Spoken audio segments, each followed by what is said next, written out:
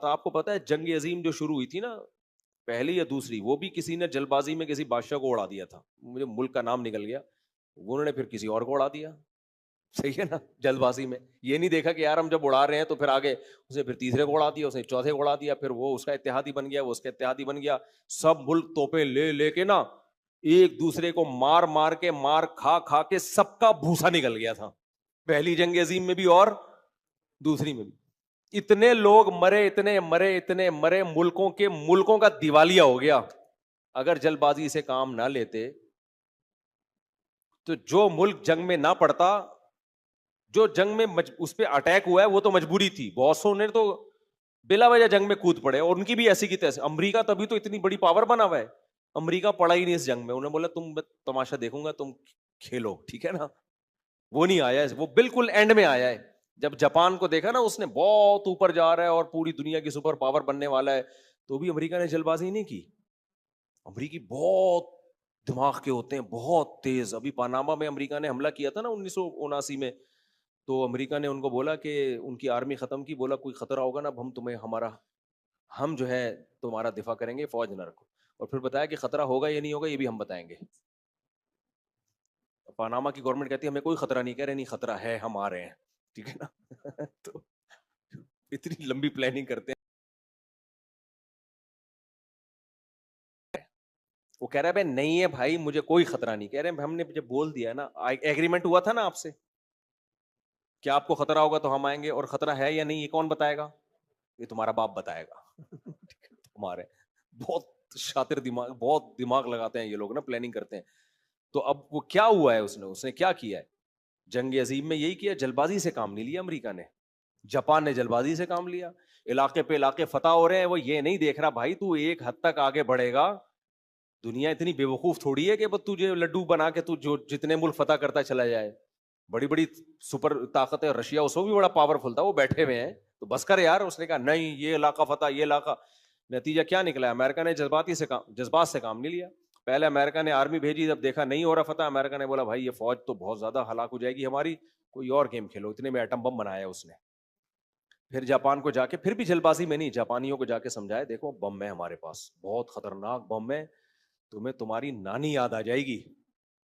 پھپھو یاد ہوتی نہیں ان لگ کے نانی پھپھو، لیکن تمہیں آئے گی یاد. تو جاپانی نے پھر بھی جلد بازی، وہ سوچتے تو صحیح یار تحقیق کر لو ہو سکتا ہے بم ہو، لیکن جلد بازی نہیں جی، نشے میں جائے فتح کر رہے ہیں. پھر وہی ہوا، امریکہ نے ایک ہیروشیما پہ بم گرایا، غلط کیا، ہم نہیں اس کے قائل ہیں. اتنی بڑی تباہی ہوئی ہے نا، ان کے آرمی چیف کو پھر بھی عقل نہیں آئی. لوگوں نے بتایا بھائی قحط سے لوگ مر رہے ہیں، بھوک سے مر رہے ہیں. اس نے کہا جنگوں میں ایسا، تو یہ اس کے الفاظ ہیں بھائی جنگوں میں تو یہ سب کچھ ہوتا ہے، نہیں آئے. امریکہ نے بولا ٹھیک ہے بھائی تمہیں تو سمجھ میں نہیں آ رہا، دوسرا گرا دیا. دوسرا گرایا تو اس کو پھر بھی کم وقت کو نا سمجھ میں نہیں آ رہی تھی. تو اس نے کہا بولے بیٹا اب تیسرا آئے گا، پھر کیا آئے گا، تو پورا ملک کی واٹ لگ جائے گی. پھر ایسا سرنڈر ہوا ہے نا جاپان، پہلے جلد بازی نہ کرتا تو یہ حال، اپنی حیثیت دیکھتا نا. ایسا سرنڈر ہوا ہے نا امریکہ کے آگے.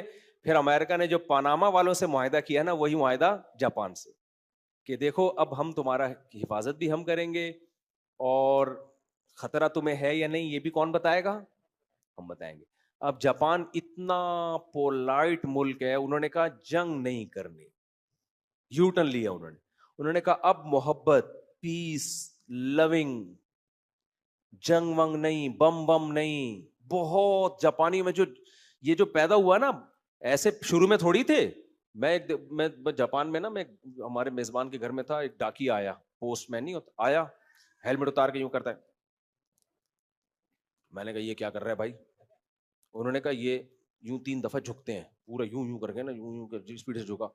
بڑی رسپیکٹ دے رہے ہیں، حالانکہ ہم نہ اس کے پیر و مرشد ہیں نہ بزرگ ہیں اس کے لحاظ سے. کیا انہوں نے اسکولوں میں نا جھکنا سکھایا بھائی، محبت، کیونکہ ان کو ڈر تھا کوئی ایسا نہ کوئی دوبارہ آرمی میں سرفرا پیدا ہو جائے، چیف دوبارہ بدماشی پہ اترے تو وہ فائر پن ہی نکال دو. فائر پن سمجھتے ہو نا، کلاشن کوف کی جب فائر پن نکال دو پھر جتنے بڑی ٹھس ٹھس کرتے رہو، ٹھس کی آواز کے علاوہ کچھ بھی نہیں آئے گا. تو ایسے پولائٹ جب قاضی حسین احمد جماعت اسلامی کے نا گئے جاپان کے دورے پر، تو اس وقت پاکستان نے ایٹمی دھماکہ کیا تھا.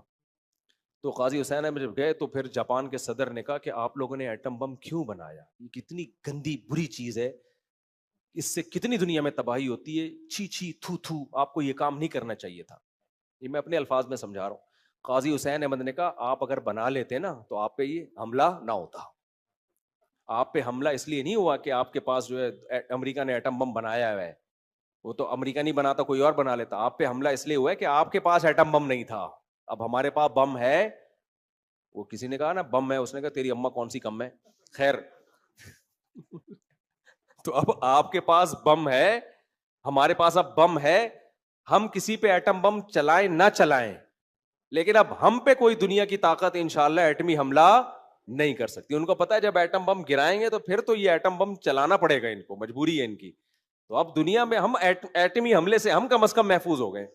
تو بڑا زبردست جواب دیا. تو دیکھو جاپان نے جلد بازی کی تھی, اگر شروع سے ہی تمیز سے چلتے رہتے تو یوں نہیں ہوتا, 3 دفعہ نہیں جھکتے, کم از کم بس اتنا جتنا گورے کرتے ہیں, thank you nice to meet you. اب وہ تو جھکے ہی جا رہے ہیں, بس سردا کرنا رہ گیا.